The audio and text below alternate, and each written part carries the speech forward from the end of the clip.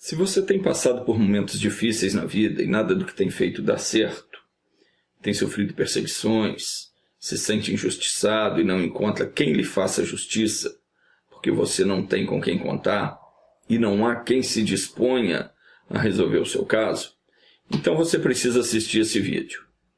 Nele eu vou ensinar como você faz para fazer valer os seus direitos. Fica ligado, me dê um minutinho só que eu já volto para a gente falar deste assunto.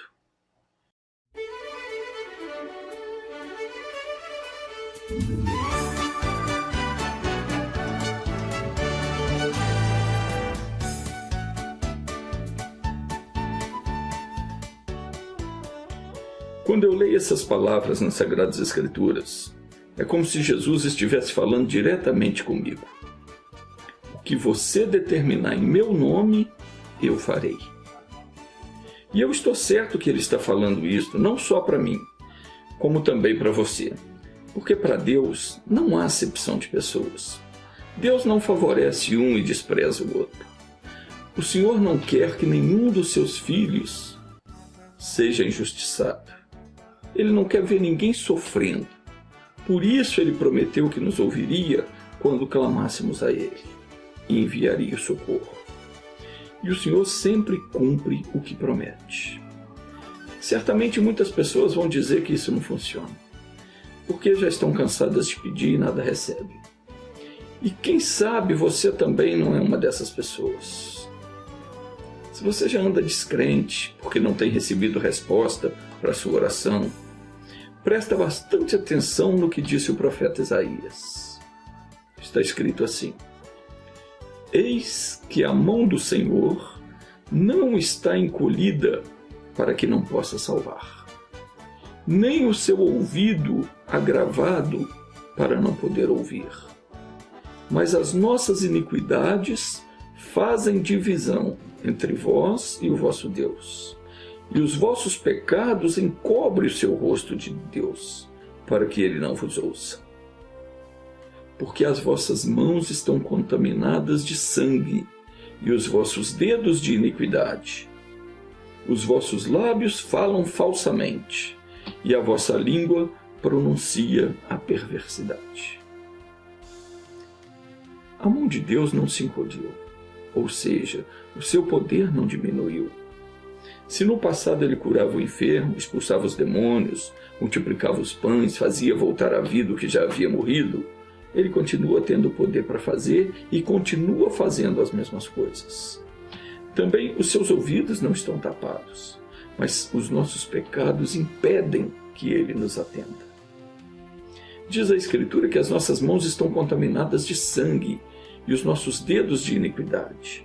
E os nossos lábios falam falsamente e a nossa língua pronuncia perversidade. Ninguém há que clame pela justiça, que busque a Deus em oração. Não há ninguém que compareça em juízo pela verdade, ou seja, ninguém que reivindique as promessas do Senhor. O povo confia na vaidade, confia nas suas próprias obras, nas estátuas que eles mesmos fabricaram, nos santos que eles inventaram. Andam falando mentira, concebem o mal e produzem a iniquidade. Diz a Escritura que chocam ovos de basilisco e tecem teias de aranha, ou seja, dão ênfase às teorias e filosofias e acreditam nos astros e em simpatias que não têm valor nenhum. Diz ainda que aquele que comer desses ovos morrerá, e apertando esses ovos sai deles uma víbora. As teias, ou seja, as doutrinas que eles estão tecendo, as teias que tecem, não prestam para se vestir, e nem se poderão cobrir com elas as suas obras, pois são obras de iniquidade, são mentiras, obras de violência. Os seus pés correm para o mal, se apressam a derramar sangue inocente, colocam a culpa em todo mundo pelas coisas que acontecem com eles, mas não são capazes de olhar para si próprios. Os seus pensamentos são pensamentos de iniquidade. Só pensam em adultério, em prostituição, em coisas imorais. Destruição e quebrantamento há nas suas estradas. Os seus caminhos não são bons. Não conhecem o caminho da paz, e nem há juízo nos seus passos. As suas veredas são tortuosas. As fizeram para si mesmos, e todo aquele que andar por elas não tem conhecimento da paz. Por isso, diz a Escritura, o juízo está longe, e a justiça não nos alcança. Espera-se pela luz, e eis que só há trevas. Espera-se pelo resplendor, mas anda na escuridão. Apalpa as paredes como cegos. São como aqueles que não têm olhos. Anda apalpando, tropeçando com o dia claro.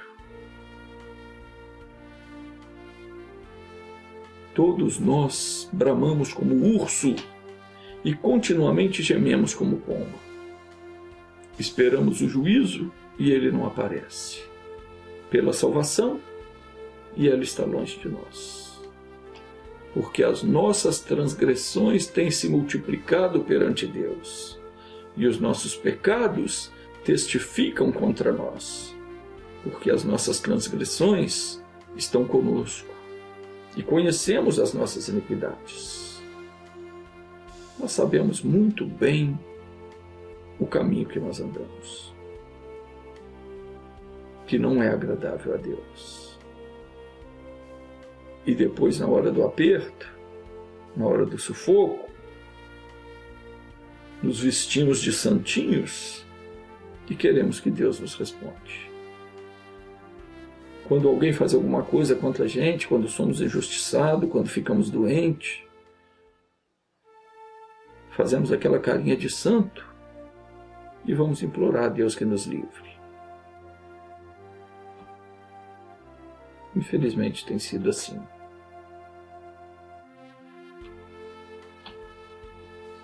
Por isso o juízo se tornou atrás, e a justiça se pôs longe de nós. Porque a verdade anda tropeçando pelas ruas, diz o profeta, e a equidade não pode entrar. Medite nestas palavras. Veja onde você tem errado e se acerte com Deus. O desejo de Deus é que todos os seus filhos reinem sobre a terra. Jesus nos fez reis e sacerdotes para Deus. Como reis, Ele nos deu o livre-arbítrio, o direito de determinar como é que nós queremos viver.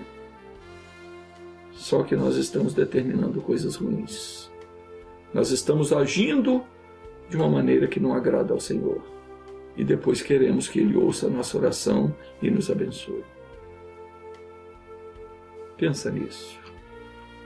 Deus garantiu que se você tiver fé como um grão de mostarda, você não só fará o que foi feito à figueira, você não só fará com que a figueira morra, isso é, com que o seu problema deixe de existir, mas tudo que você disser será feito. É preciso se acertar com Deus. Você pode, por exemplo, expulsar todo o mal da sua vida, bastando para isso dizer ao monte, ergue-te e lança-te no mar. Quando você está em comunhão com Deus, o poder de Deus age a seu favor. Mas é preciso que você tenha consciência e se arrependa do seu mau caminho. E comece a partir de agora a andar no caminho de Deus. Assim você vai conseguir se livrar de todos os seus problemas. Assim você vai ter Deus trabalhando para você. Deus agindo a seu favor. Não há por que você não se livrar do seu problema agora. Entre em oração diante de Deus. Diga para Ele que a partir de agora você não aceita mais o mal na sua vida. Tudo o que você tem que fazer é deixar o pecado, confessar, abandonar a prática do erro e a partir daí começar a usar o nome de Jesus pois ele prometeu que faria a obra que você determinasse no nome dele. Tome uma decisão agora. Faça valer o seu direito. Assista também ao vídeo Vença o Mal, onde eu ensino mais sobre esse assunto. Deus te abençoe.